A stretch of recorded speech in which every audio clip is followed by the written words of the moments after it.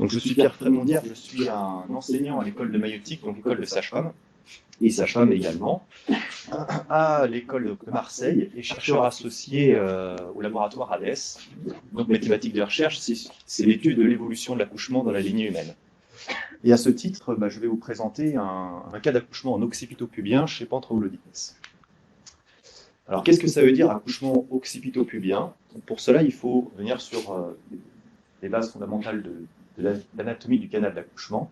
Chez l'homme moderne, en fait, le canal d'accouchement, il est séparé en 3 détroits obstétricaux, le détroit supérieur, moyen et inférieur.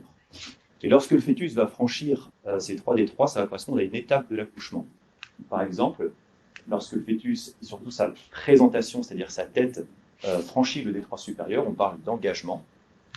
Puis ensuite, il fait une rotation dans le détroit moyen, et le stade de dégagement, c'est le franchissement du détroit inférieur, qui, chez l'homme moderne, voit une orientation présentée ici, c'est-à-dire que l'occiput du crâne fœtal est sous la symphyse. Donc c'est ça ce que ça veut dire occipito-pubien.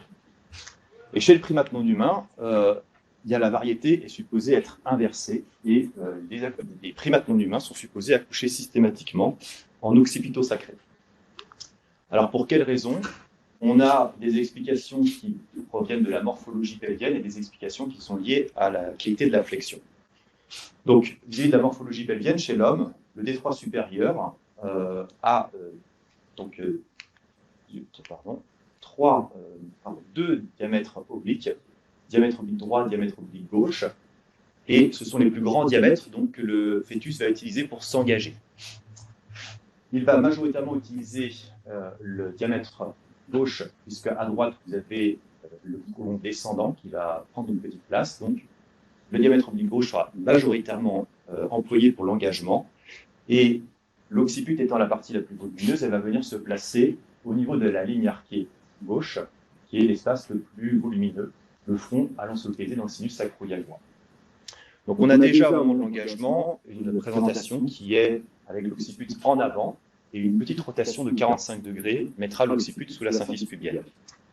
Pour le primate non humain, pour les 3 détroits obstétricaux, en fait, eh bien, le plus grand espace sera postérieur, donc l'occiput logera dans cet espace postérieur.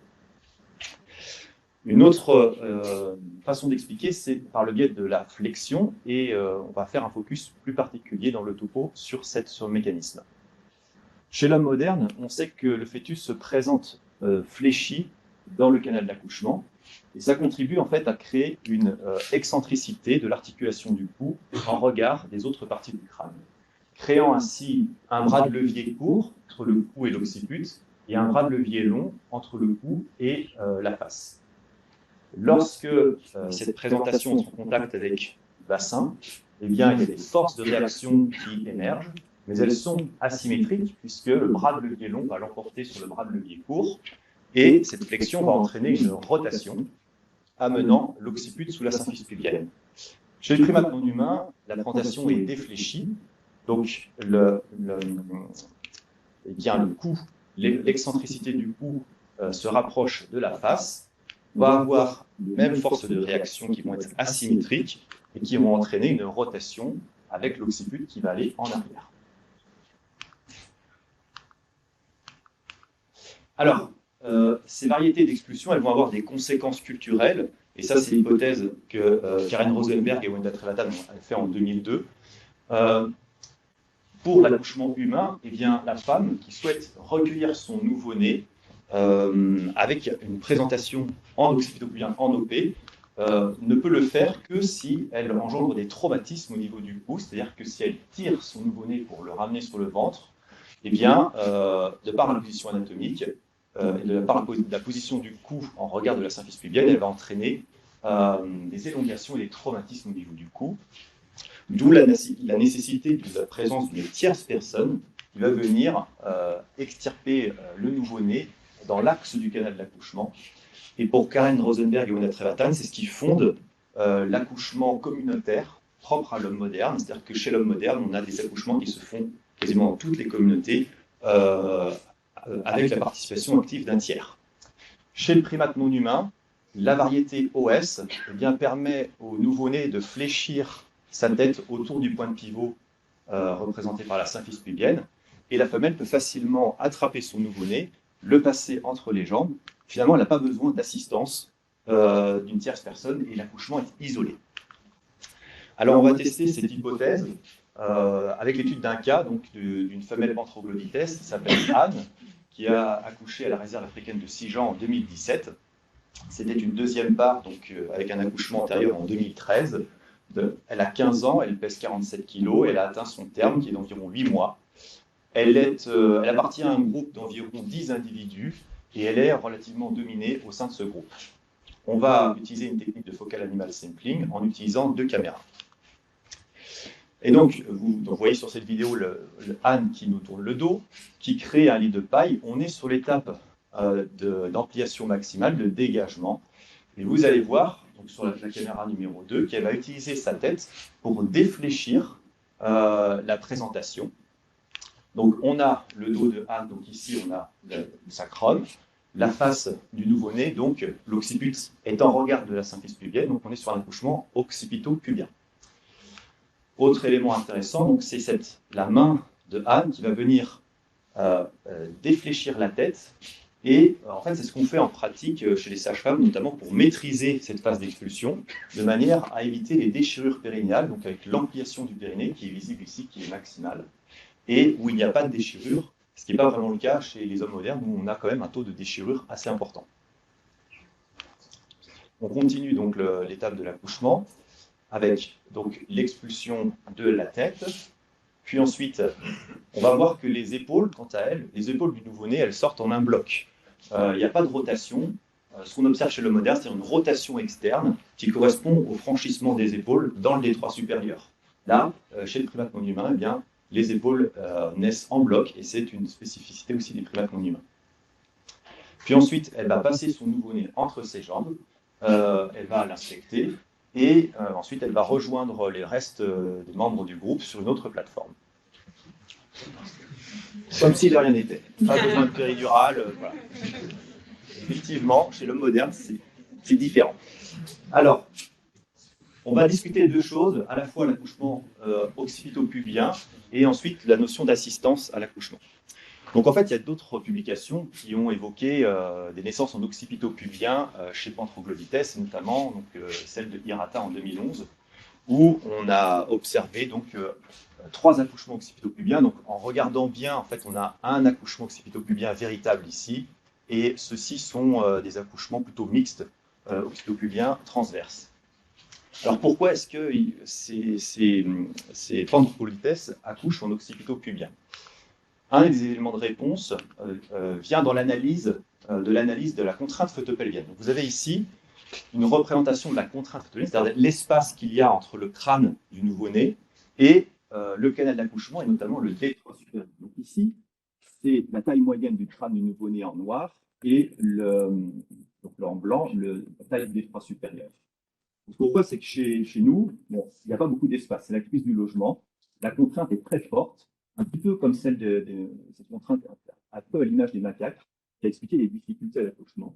Chez Panthroglodites, en tout cas chez le genre Pan, on a vraiment une contrainte plutôt faible, avec de l'espace.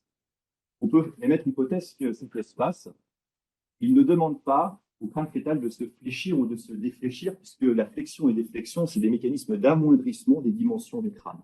Donc finalement, la présentation, probablement qu'elle reste neutre, et si elle reste neutre, les forces de réaction, elles sont identiques. Ça génère au final tantôt des orientations en OP, tantôt des orientations en OP à 50-50. Et ça, c'est l'hypothèse qui avait été émise dès 1943 par Nissen et Gerke, où on supposait que finalement on avait vraiment un même taux de d'OP et d'OS. C'était uniquement sur une série de 4 accouchements, 2 OP et 2 OS. L'assistance à l'accouchement, alors elle est assez difficile à évaluer en pratique. Hein. Vous voyez ici donc une vidéo qui est issue de l'article de Benuru et des collaborateurs en 2018, où en fait on a cette femelle qui va accoucher en même temps qu'elle la perte des os et en même temps qu'elle descend de sa corde. Eh bien, on a un autre individu qui est en dessous. On ne sait pas vraiment s'il y a une volonté d'assistance à l'accouchement à ce moment-là ou pas. C'est très difficile, très délicat à estimer. Celle qui a été la plus médiatisée, on va dire, c'est celle qui a été photographiée par l'équipe de Fort en 2014 sur des langures tête blanche, où on avait une femelle multipare qui a assisté une autre femelle sur l'extraction du nouveau-né et voilà, qui a mené à des théories comme la présence éventuellement d'une sage-femme chez les primates non humains. Mais en tout état de cause, la présence, la proximité des individus lors de l'accouchement est assez difficile à évaluer. Il y a une tentative d'estimation quantitative qui a été faite par l'équipe de Desmurus, notamment donc, sur 3 individus, et où on a regardé la proximité spatiale, la proximité géographique des membres du groupe avec la parturiente sur 3 jours, donc un jour avant l'accouchement, le jour de l'accouchement et un jour après l'accouchement. Et cette équipe a révélé que la proximité était maximale le jour de l'accouchement. Alors, ce qui tordait un peu le cou à l'hypothèse de Karen Rosenberg et Wendell Pemberton pour dire que seul l'accouchement humain était assisté. Alors, ce qui peut être intéressant, c'est de regarder parmi ces résultats ce qui se passe le jour d'après, c'est-à-dire le postpartum immédiat, où en fait, finalement, cette proximité, elle chute drastiquement. Et alors, peut-être que c'est là qu'on trouve une spécificité humaine, c'est-à-dire que chez l'homme, eh bien, on donne naissance à des nouveau-nés qui sont dits secondairement altriciels, donc qui vont avoir une immaturité alimentaire et de thermorégulation. Donc, c'est peut-être là que l'assistance est la plus importante chez l'homme moderne, c'est l'assistance dans le postpartum, et pas forcément celle qui a lieu au moment de l'accouchement en proprement parler. Et puis, un autre point de réflexion, c'est qu'on focalise sur la variété d'expulsions, OP ou OS, pour caractériser les différences entre accouchement humain et primate non humain, mais peut-être qu'il faudra faire le focus sur la nécessaire flexion que les hommes modernes mettent en place pour amoindrir la contrainte photopelvienne, alors que chez les primates avec contrainte photopelvienne forte, c'est plutôt des déflexions qui sont réalisées. Voilà, je vous remercie de votre attention. Et si vous voulez plus de renseignements, donc c'est un accouchement qui a fait l'objet d'une publication dans la revue de primatologie. Merci.